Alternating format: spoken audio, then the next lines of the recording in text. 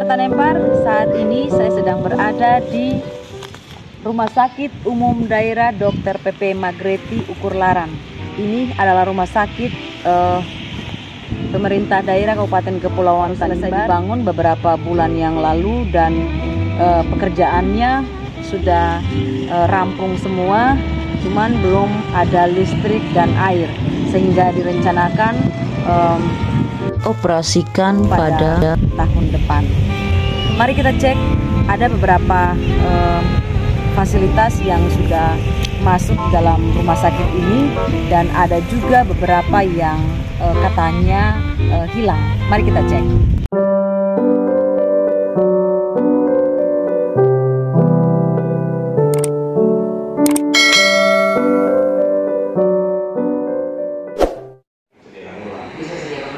Teman di Bartanempar, rumah sakit PP Magreti yang di Ukurlarang belum operasi, tapi beberapa barang-barang umum kan sudah hilang. Apa harapan dan imbauannya imbauan dokter kepada desa-desa di sekitar situ? Sebetulnya ini fasilitas publik sebenarnya, ini fasilitas publik miliknya pemerintah daerah yang akan digunakan untuk publik juga. Ya, jadi kita semua. Ya, kita sendiri yang pakai. Kalau yang dicuri itu wastafelnya direktur ya nggak apa-apa. Tapi yang dicuri itu wastafel yang ada di unit layanan, misalnya nanti bapak ibu mau cuci tangan di mana lagi, kepanasan di ruangan mau pakai kipas yang mana lagi. Jadi ya ada baiknya kita sama-sama menjaga itu asetnya pemerintah daerah untuk keperluan publik. Kalau itu kantor sekarang ya, karena kita nggak punya kantor di sana, kita belum punya kantor, jadi belum punya kantor. Pembangunannya selesai, kita akan rehab beberapa gedung lama supaya kita punya kantor operasional. Sedangkan di unit layanan fungsional itu baru semua. Karena itu utamanya. Kalau kantor ya udah nomor 2. Yang penting unit layanannya, gedung layanannya itu sudah standar kementerian. Dan itu standar itu juga dipakai di akhirnya itu standar seperti itu. Dan itu kita jaga supaya apa yang diidam-idamkan masyarakat untuk dapat pelayanan yang baik dengan fasilitas yang sudah ada itu segera dinikmati. Karena itu penting, karena penting itu dia mau gedung semua. Terus kalau dikelola dengan manajemen yang lebih baik lagi dari sekarang, misalnya ini udah kena merdeka kesehatan, nggak usah kita ke pusat rujukan yang lain. Itu sebetulnya sayang sih sebetulnya punya BPJS misalnya pemerintah terbayar, tapi kalau mau dia tetap juga luar biaya.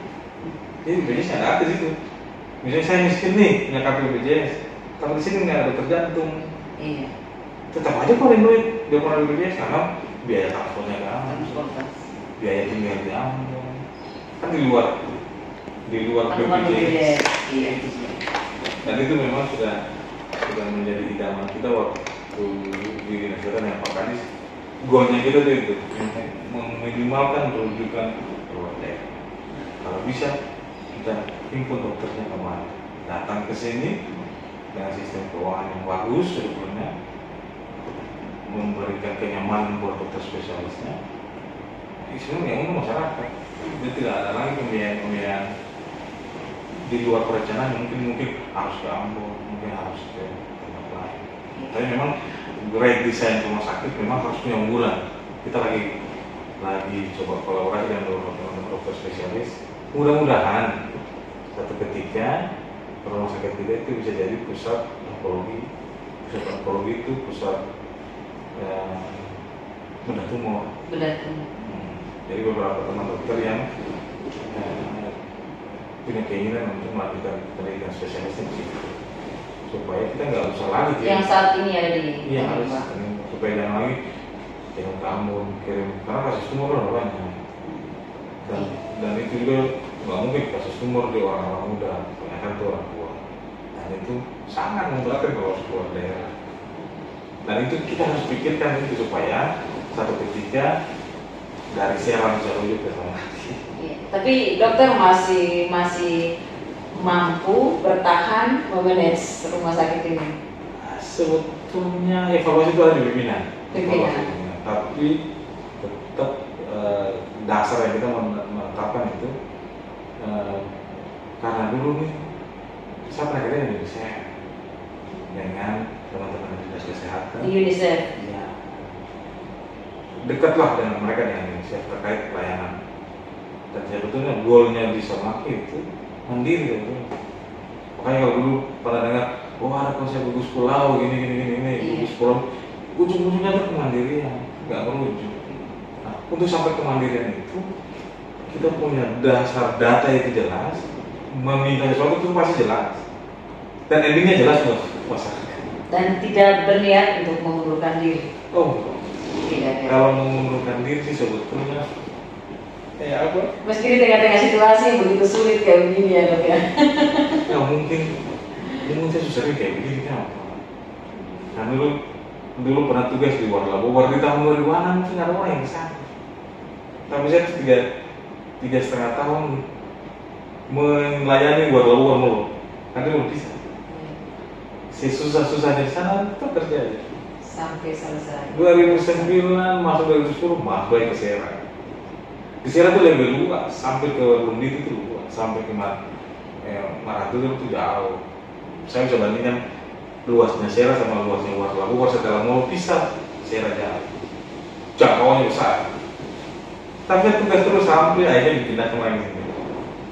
Pindahkan ke dinas. Ini masalah kecil sebetulnya, karena dengan pemerintah daerah satu soal dilarang kok saya yang di rumah sakit laut kan ada yang dan ruang lingkupnya juga lebih kecil ya di rumah sakit ini. Kalau dilarang itu lebih stres dari sini. Dilantik sebagai direktur pertama tanpa tenaga, tanpa alat, tanpa obat, tapi harus kerja.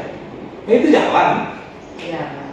Saya meminta bantuan dari Puskesmas Lara, kita merger kekuatan, rumah sakitnya jalan, rumah sakit desa anak betul, Puskesmas jalan.